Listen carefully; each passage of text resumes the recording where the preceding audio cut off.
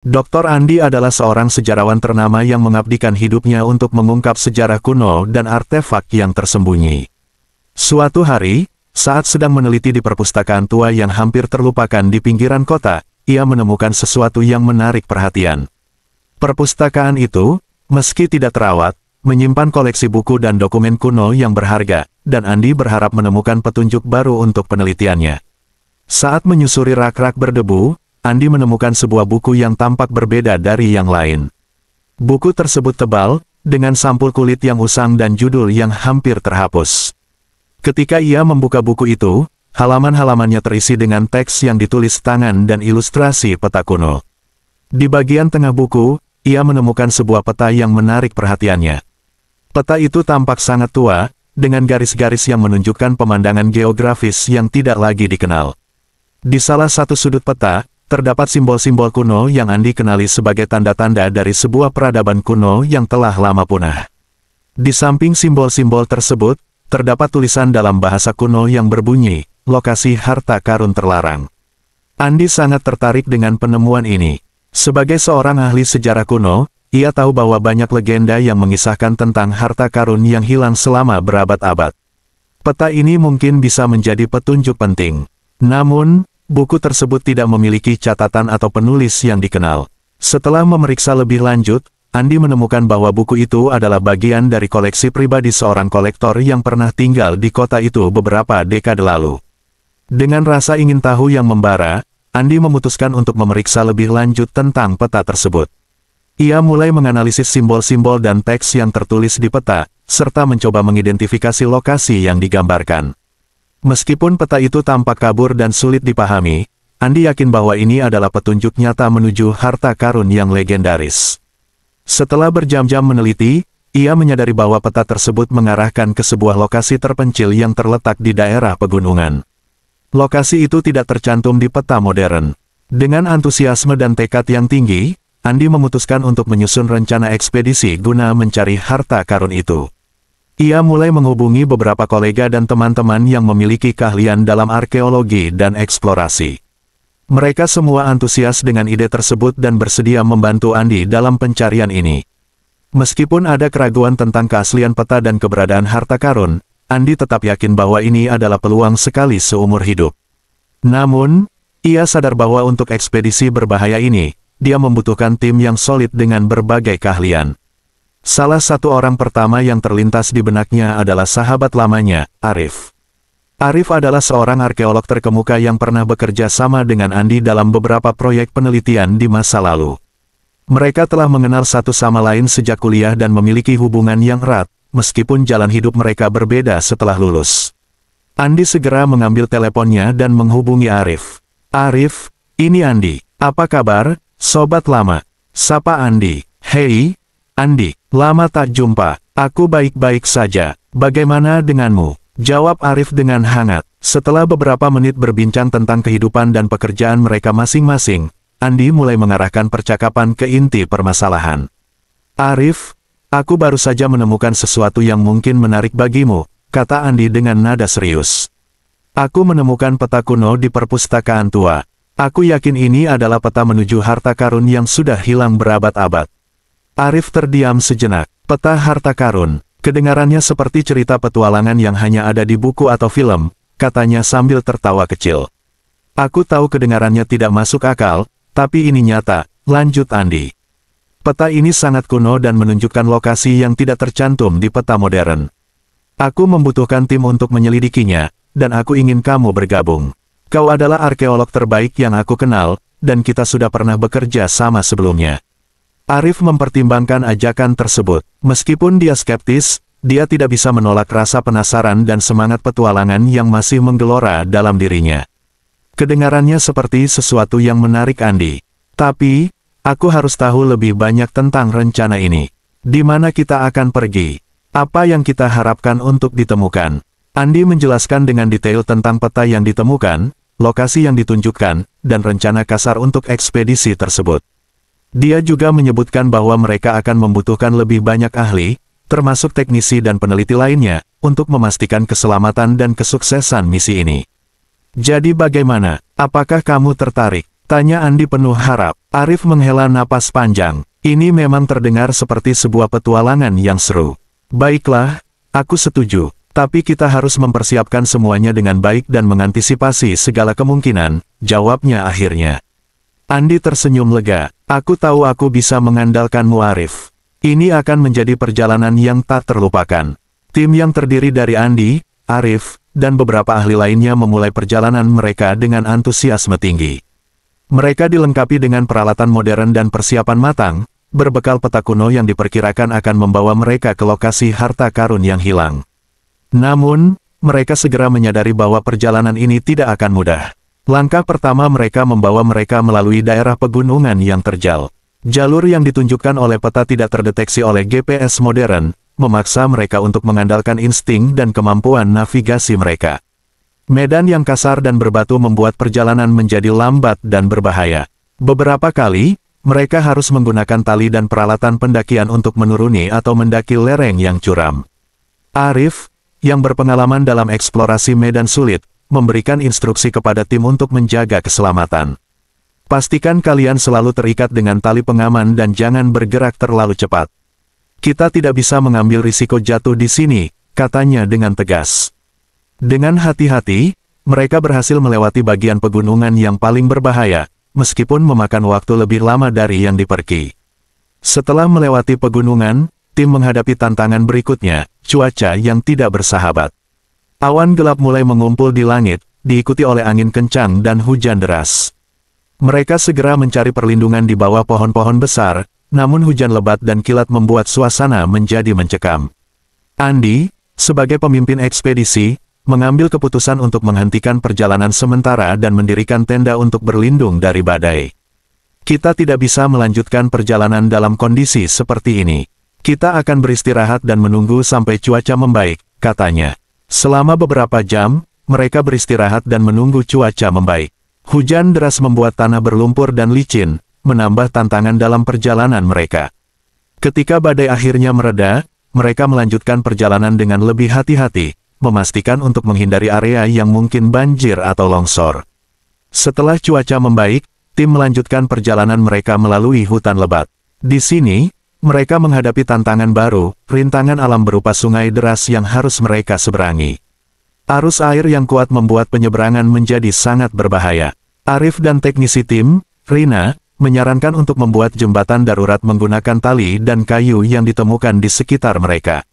Dengan kerjasama tim yang baik, mereka berhasil membangun jembatan sederhana yang cukup kuat untuk menyeberangi sungai. Namun, saat menyeberangi jembatan, salah satu anggota tim, Budi, hampir terjatuh ke dalam sungai karena tali yang licin. Arif dengan sigap menariknya kembali, dan tim dengan cepat menyelesaikan penyeberangan dengan hati-hati. Di tengah perjalanan, tim juga menghadapi bahaya dari hewan liar. Pada satu malam, saat mereka beristirahat di dekat sebuah sungai kecil, mereka mendengar suara gemerisik di semak-semak. Rina yang berjaga malam itu melihat siluet besar bergerak mendekat dan segera memperingatkan yang lain. Ternyata itu adalah seekor beruang yang tertarik dengan bau makanan mereka. Dengan tenang namun cepat, Andi memimpin tim untuk menyalakan api besar dan membuat kebisingan, membuat beruang itu menjauh. Setelah kejadian itu, mereka lebih berhati-hati dalam menyimpan makanan dan menjaga area perkemahan agar tidak menarik perhatian hewan liar. Meskipun menghadapi berbagai tantangan alam, tim berhasil melewati semuanya berkat kerjasama dan persiapan yang matang. Mereka menghadapi medan yang sulit. Saat tim yang dipimpin oleh Andi semakin mendekati tujuan yang ditunjukkan oleh peta kuno, mereka mulai menemukan beberapa artefak dan petunjuk yang menguatkan kebenaran dari peta tersebut. Namun, bersamaan dengan penemuan ini, mereka juga mulai mengalami kejadian-kejadian aneh yang semakin intens seiring perjalanan. Di sebuah tempat bernaung di bawah sebuah pohon besar, mereka menemukan kalung kuno yang terbuat dari batu dan logam. Kalung itu memiliki ukiran simbol-simbol aneh yang tampak seperti simbol-simbol di peta. Saat salah satu anggota tim, Budi, mengambil kalung itu, ia merasa tiba-tiba pusing dan lemas. Malam itu, Budi mengalami mimpi buruk. Ia melihat dirinya berada di sebuah kuil kuno yang dipenuhi oleh bayangan-bayangan hitam yang melayang di sekelilingnya. Bayangan-bayangan itu mengeluarkan suara bisikan yang tidak jelas, namun terdengar seperti peringatan. Saat ia terbangun, Budi menceritakan mimpinya kepada yang lain. Namun, mereka menganggap itu hanya efek dari kelelahan dan ketegangan. Ketika tim melanjutkan perjalanan, mereka menemukan sebuah gua yang ditandai dalam peta. Di dalam gua, mereka menemukan dinding yang penuh dengan tulisan kuno dan gambar-gambar yang tampaknya menceritakan sejarah atau legenda terkait harta karun yang mereka cari. Tulisan tersebut dalam bahasa yang sudah lama punah, tetapi beberapa simbol terlihat mirip dengan yang ada di peta. Saat Andi dan Arif mencoba menyalin dan menginterpretasikan tulisan itu, mereka mulai merasakan perasaan tidak nyaman, seolah-olah ada yang mengawasi mereka. Beberapa anggota tim melaporkan mendengar suara bisikan pelan yang datang entah dari mana. Suara itu seperti memanggil nama mereka, membuat mereka merasa resah dan gelisah. Beberapa hari kemudian, tim menemukan sebuah patung kuno yang setengah terkubur di tanah. Patung itu menggambarkan sosok manusia dengan mata yang besar dan menatap tajam. Saat malam tiba dan mereka mendirikan perkemahan tidak jauh dari patung tersebut, beberapa anggota tim mulai merasakan sesuatu yang aneh. Arif, yang berjaga malam itu, merasa seperti ada yang memperhatikannya. Saat ia melihat ke arah patung, ia merasa mata patung itu seperti hidup dan menatapnya kembali.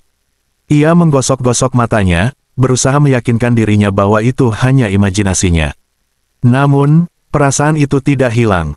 Ia memutuskan untuk membangunkan Andi dan menceritakan pengalamannya. Andi mencoba menenangkan Arif, tapi ia juga mulai merasakan keganjilan yang sama. Tim Andi mendengarkan dengan penuh perhatian saat Pak Made melanjutkan ceritanya. Dikatakan bahwa siapapun yang mencoba mengambil harta karun tersebut akan menghadapi malapetaka. Banyak orang sebelum kalian yang mencoba mencari harta itu, namun mereka tidak pernah kembali. Kutukan itu telah menjadi cerita turun-temurun di desa kami. Andi dan timnya mendengarkan dengan seksama, namun kebanyakan dari mereka tampak skeptis. Arif, sahabat lama Andi dan seorang arkeolog berpengalaman, mencoba meredakan ketegangan. Kami menghargai peringatan Anda, Pak Made, kata Arif dengan sopan. Namun, kami adalah peneliti yang mencari kebenaran.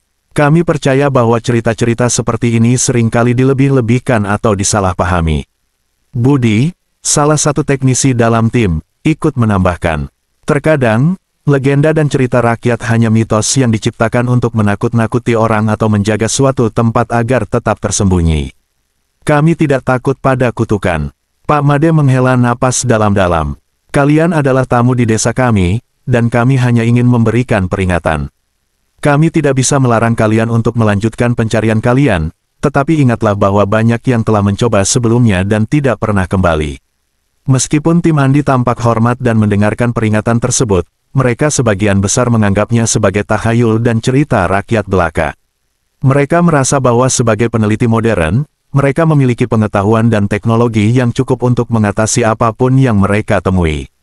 Kepercayaan mereka pada sains dan penjelasan rasional membuat mereka menyepelekan peringatan tentang kutukan itu. Dengan peringatan tersebut yang diabaikan, tim melanjutkan perjalanan mereka dengan semangat baru, yakin bahwa mereka akan menjadi yang pertama untuk menemukan harta karun kuno tersebut. Setelah melewati berbagai rintangan dan peringatan dari penduduk setempat yang mereka abaikan, tim Andi akhirnya mencapai lokasi yang ditunjukkan oleh peta kuno. Di depan mereka terbentang sebuah gua besar yang terpencil, tersembunyi di balik lebatnya pepohonan dan tumbuhan merambat. Pintu masuk gua itu tampak gelap dan suram, seakan-akan mengundang siapa saja yang mendekatinya untuk masuk dan menemukan rahasia yang tersembunyi di dalamnya. Saat tim masuk ke dalam gua, suasana segera berubah menjadi mencekam. Udara di dalam gua terasa lebih dingin, dan setiap langkah mereka menggema di dinding-dinding batu yang basah.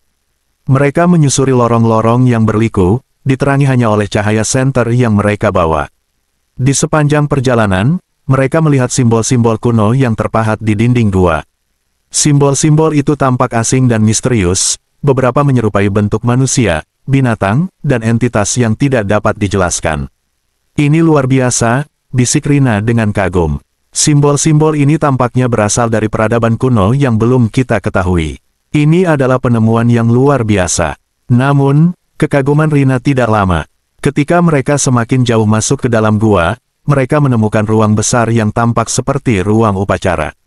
Di tengah ruang itu, terdapat sebuah altar batu besar yang dikelilingi oleh lilin-lilin yang sudah lama padam dan bekas-bekas ritual lainnya.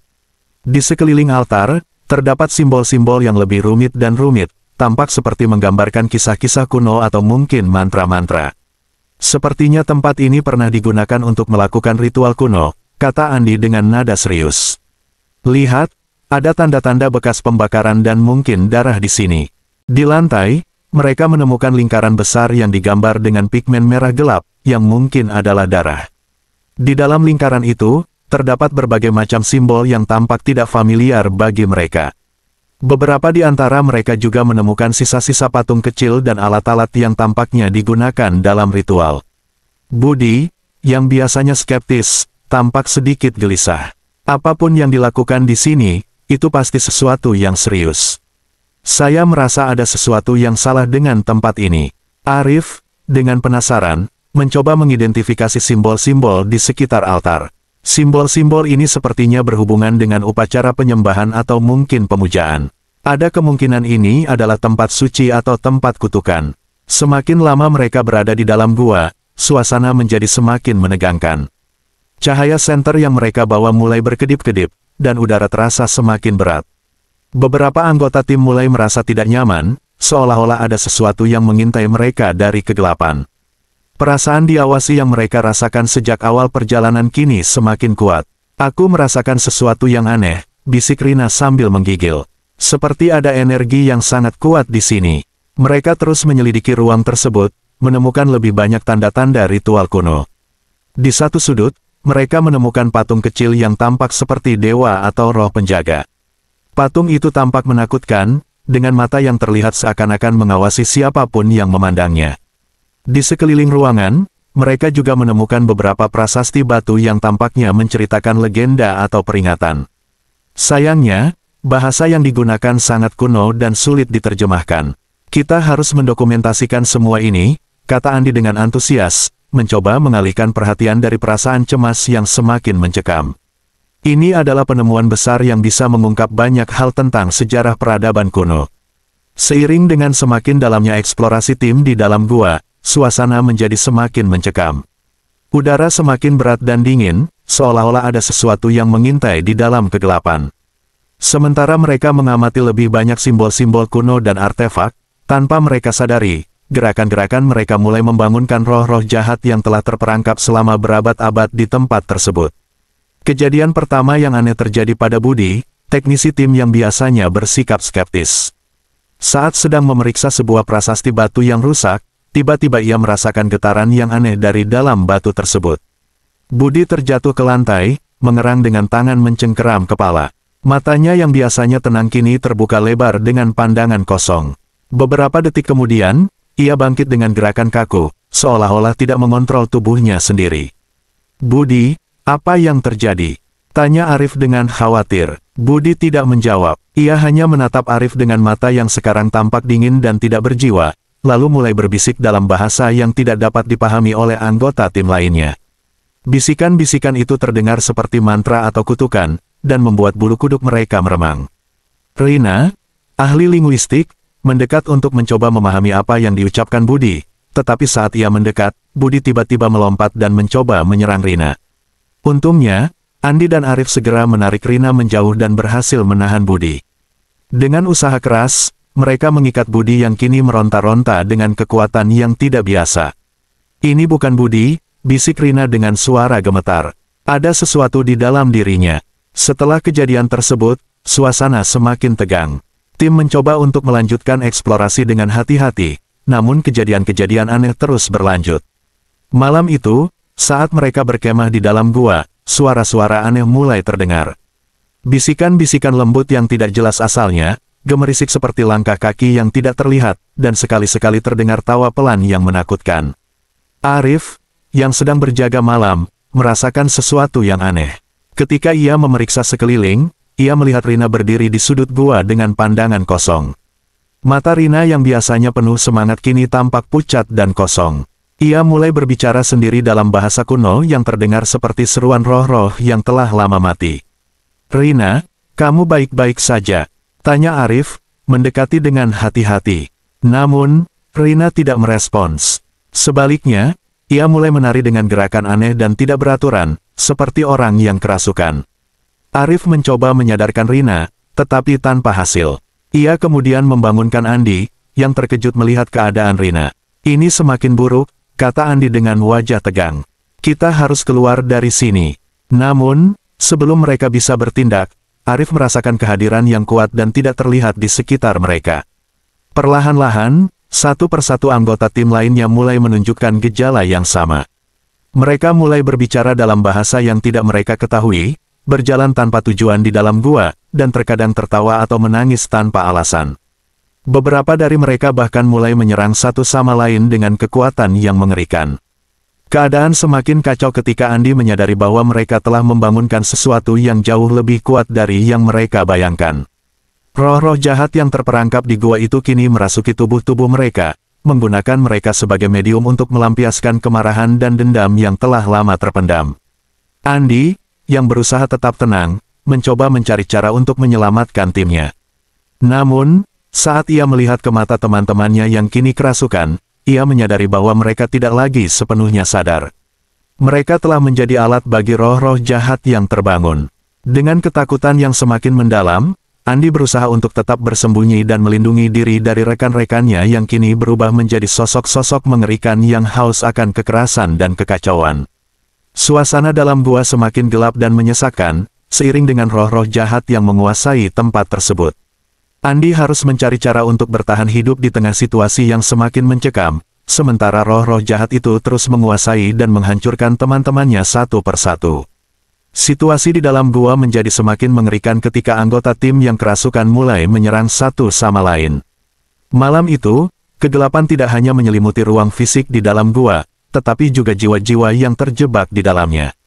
Arif, yang awalnya mencoba menenangkan anggota tim lainnya, tiba-tiba berbalik menyerang Budi dengan brutal. Dengan kekuatan yang tidak wajar, ia menjatuhkan Budi ke tanah dan mencekiknya. Mata Arif tidak lagi menampilkan kebingungan atau kekhawatiran, melainkan kejahatan murni yang memancar dari dalam. Budi, yang juga kerasukan, tertawa dengan tawa mengerikan sambil meronta-ronta, mencoba melepaskan diri. Sementara itu, Rina yang sudah sepenuhnya berada di bawah kendali roh jahat, berlari-lari di sekitar gua dengan gerakan yang tidak alami. Ia berteriak dalam bahasa kuno, mengucapkan kata-kata yang terdengar seperti mantra pemanggil setan. Tiba-tiba, ia mengambil batu besar dan melemparkannya ke arah Yudi, peneliti lain yang belum terpengaruh. Batu itu menghantam Yudi, membuatnya terjatuh dengan kepala berdarah. Yudi berteriak kesakitan, namun tidak lama kemudian, ia juga mulai menunjukkan tanda-tanda kerasukan. Dengan darah yang mengalir dari kepalanya, ia berdiri dengan tatapan kosong dan senyum menyeramkan. Tanpa peringatan, ia menyerang Rina, menyeretnya ke lantai dan mencoba memukulnya dengan batu lain. Suara pukulan yang keras dan tawa histeris bercampur dengan jeritan ketakutan, menciptakan suasana yang benar-benar menakutkan. Di sudut lain, Budi dan Arif masih bergulat. Budi berhasil membalikkan keadaan dan sekarang mencoba menggigit Arif dengan giginya, seperti binatang buas. Darah mengucur dari luka-luka di tubuh mereka, tetapi mereka terus berjuang dengan kebrutalan yang tidak pernah mereka bayangkan sebelumnya. Andi, yang belum sepenuhnya kerasukan, menyaksikan semua ini dengan ketakutan. Ia menyadari bahwa teman-temannya bukan lagi diri mereka yang asli, mereka telah menjadi alat bagi roh-roh jahat yang terbangun dari kedalaman gua. Dengan hati yang berdebar kencang, Andi mencoba mencari tempat untuk bersembunyi dan menghindari kekacauan yang semakin tidak terkendali. Rina, yang sempat diserang oleh Yudi, kini bangkit dengan tawa mengerikan. Ia mengambil pisau yang ditemukan di salah satu sudut gua dan mulai mengarahkan senjata itu ke Yudi yang berdarah. Dengan gerakan cepat dan tanpa ragu, ia menikam Yudi berulang kali. Yudi hanya bisa tertawa histeris di antara jeritan kesakitan, sementara darah mengalir deras dari lukanya. Sementara itu, Budi dan Arif terus berkelahi, kini dengan benda-benda tajam yang mereka temukan di sekitar. Pertarungan mereka semakin brutal, dengan darah yang terciprat ke dinding gua. Suara pukulan dan jeritan terus bergema di seluruh gua, menciptakan suasana horor yang tak terbayangkan. Ketegangan semakin memuncak ketika roh-roh jahat yang menguasai mereka mulai saling berkomunikasi melalui tubuh-tubuh mereka. Mereka tertawa dengan tawa yang serempak dan menakutkan, seolah-olah menikmati kekacauan yang mereka ciptakan. Kata-kata yang tidak dipahami oleh Andi terus keluar dari mulut mereka, seperti mantra atau kutukan yang memperkuat kekuatan gelap di dalam gua. Andi, dengan napas terengah-engah dan tubuh gemetar, mencoba berpikir jernih. Ia tahu bahwa ia harus segera keluar dari gua ini, tetapi jalan keluarnya terhalang oleh teman-temannya yang kini berubah menjadi makhluk-makhluk mengerikan. Di dalam hatinya, ia merasakan keputusasaan yang mendalam. Ia telah kehilangan semua teman-temannya, tidak hanya secara fisik, tetapi juga secara mental dan spiritual. Dengan setiap detik yang berlalu, kekacauan semakin membesar. Roh-roh jahat tidak hanya menguasai tubuh teman-temannya, tetapi juga menciptakan ilusi dan suara-suara yang semakin memperburuk keadaan. Dinding gua tampak bergerak dan berubah bentuk, membuat Andi merasa seolah-olah sedang berada di dalam mimpi buruk yang tak berujung. Pada puncak ketegangan ini, Andi menyadari bahwa tidak ada cara untuk menyelamatkan teman-temannya. Satu-satunya hal yang bisa ia lakukan adalah bertahan hidup dan keluar dari gua ini secepat mungkin. Dengan hati yang hancur, ia mulai merangkak menuju pintu keluar, mencoba menghindari perhatian teman-temannya yang kerasukan. Kekacauan di dalam gua semakin tidak terkendali. Anggota tim yang tersisa, yang telah sepenuhnya dikuasai oleh roh-roh jahat, mulai saling membantai dengan kebrutalan yang tidak terbayangkan. Mata mereka berkilat dengan kegilaan, tangan mereka berlumuran darah, dan tawa mengerikan terus bergema di dinding gua. Budi, yang memegang sebilah pisau, dengan cepat menyerang Arif. Ia menikamnya berulang kali, tak memberi kesempatan untuk bertahan. Arif jatuh ke tanah dengan jeritan yang terputus, darah mengalir dari tubuhnya yang tak lagi bergerak. Budi hanya tertawa, suaranya serak dan dingin, seolah-olah menikmati penderitaan yang ia ciptakan. Sementara itu, Rina yang kerasukan, dengan ekspresi datar, menyeret Yudi yang terluka parah ke tengah gua. Ia mulai melantunkan mantra dalam bahasa kuno, seperti upacara pemanggilan kekuatan gelap. Yudi, yang lemah dan hampir tidak sadar, tidak bisa melawan. Rina menatapnya dengan dingin, lalu tiba-tiba memotong leher Yudi dengan pisau yang ia pegang. Darah menyembur, dan Yudi pun terkulai. Di tengah semua kekacauan ini, Andi bersembunyi di balik sebuah batu besar. Ia gemetar ketakutan, menyaksikan teman-temannya saling membunuh. Suara tawa dan jeritan mereka menggema di kepalanya, membuatnya hampir kehilangan akal.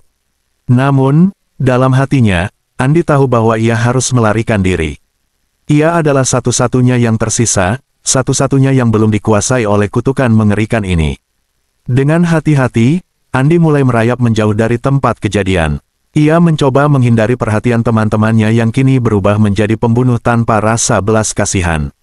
Langkahnya pelan dan hati-hati, setiap detik terasa seperti ancaman bagi hidupnya.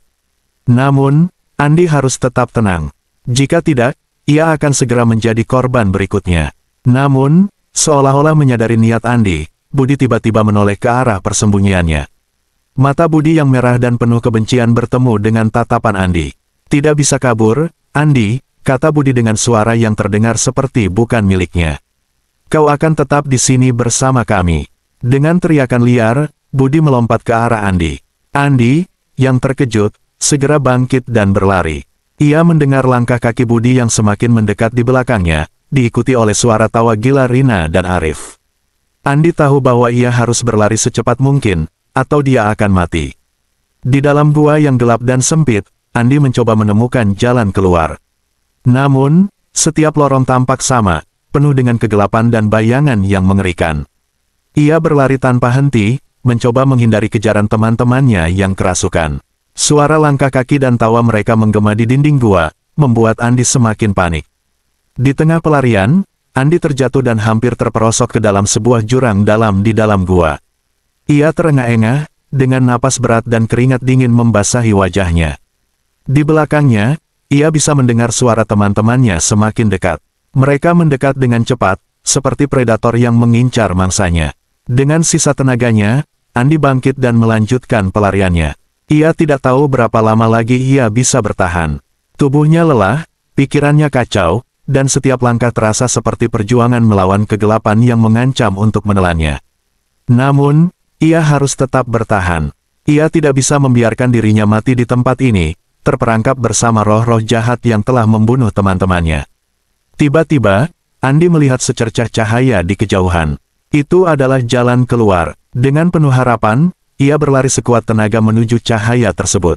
Namun, saat ia hampir mencapai pintu keluar, sebuah tangan dingin mencengkeram bahunya. Andi terkejut dan berbalik, melihat Rina dengan senyum mengerikan di wajahnya. Di belakang Rina, Budi dan Arif mendekat dengan langkah perlahan, menatap Andi dengan mata yang penuh kebencian. "Sudah kubilang, kau tidak bisa pergi," bisik Rina, suaranya dingin dan mengancam. Dengan dorongan adrenalin terakhir, Andi melepaskan diri dari cengkeraman Rina dan melompat keluar dari gua. Ia terjatuh ke tanah keras di luar, merasakan udara segar yang menyentuh wajahnya. Namun, ia tidak berhenti. Andi terus berlari, meninggalkan gua terkutuk itu dan semua horor yang terjadi di dalamnya. Malam itu, Andi berlari tanpa henti, dikejar oleh bayangan dan suara-suara yang menghantuinya. Ia tahu bahwa ia tidak hanya melarikan diri dari teman-temannya yang kerasukan, tetapi juga dari kutukan yang menghantui tempat itu. Dengan napas yang semakin berat dan langkah yang semakin lemah, Andi terus berlari, berjuang untuk bertahan hidup di tengah kegelapan malam.